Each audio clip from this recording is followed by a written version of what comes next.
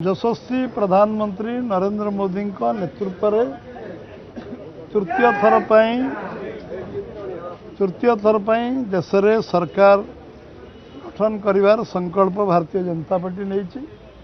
ओडिशार 4.5 कोटी लोक समस्त आशीर्वाद शुभेच्छा सहयोग रे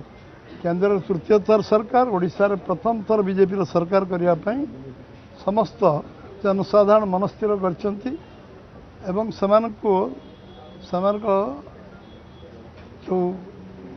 अकुंठ सहयोग समर्थन एवं साहाय्य आम आशीर्वाद हम। यशस्वी प्रधानमंत्री नरेंद्र मोदी को सारा देश रे विश्व रे चर्चित जो चेहरा अच्छी ताकू आधार करी ओडिशा रे आमे सरकार गढ़ू एवं साधारण लोक आशीर्वाद मिलिबो विश्वास 100% मोर अच्छी एवं निश्चित भाव सरकार गढ़ा ओडिशार अस्मिता को लेकिन निर्वाचन आमे लड़बू एवं आमर सबू शीर्ष नेतृत्व सहित आलोचना चर्चा होती एवं काली राज्य कार्यालय अपराह्न आमर निर्वाचन कमिटी बसी सबू सीट पर निर्वाचन कमिटी तन्न तन्न परीक्षा निरीक्षा करिवो एवं सविशेष रिपोर्ट केंद्रीय कमिटी पार्लियामेंट पार्टी को प्रदान कर ओडिशा रे बीजेपी सरकार करिवो मोदी का नेतृत्व करिवो यशस्वी प्रधानमंत्री नेतृत्व करिवो तृतीय थर केंद्र सरकार करिवो ओडिशा रे प्रथम थर सरकार करिवो ये कथा आमे समस्त विश्वास दउचु तापर आउ किछि प्रश्न हवा उचित नुहे।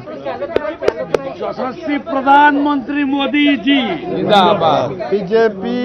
बीजेपी सरकार एकाकी करिवो एवं बीजेपी सरकार एकाकी करिवो एवं निर्वाचन रे लोकंकर आशीर्वाद शुभेच्छा सहयोग नहीं निर्वाचन लड़िवो। यशस्वी प्रधानमंत्री नरेंद्र मोदी का नेतृत्व में निर्वाचन लड़िवो केंद्र रे तृतीय थर सरकार करिया पय ओडिशा रे प्रथम थर सरकार लड़िवो एवं ओडिशार अस्मिता को नहीं निर्वाचन लड़िवो। दुर्नीति अन्यान्य कथा विषय आगु कही ओडिशार अस्मिता को नहीं निर्वाचन हम। निर्वाचन कमिटी आगामी काली अपराह्न ओडिशा रे बस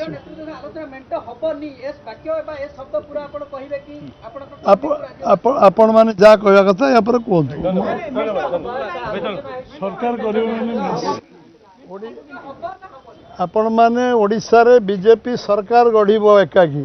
तापर द्वंद्व का मन रे अछि कोन आपण द्वंद्व कोन रहला तादरे कोन तापर आपण जति बुझी परिबेनी मु कोन बुझेबी आपण को आमर ओडिशा रे बीजेपी एकाकी प्रथम स्तर सरकार करबा पई संकल्प नै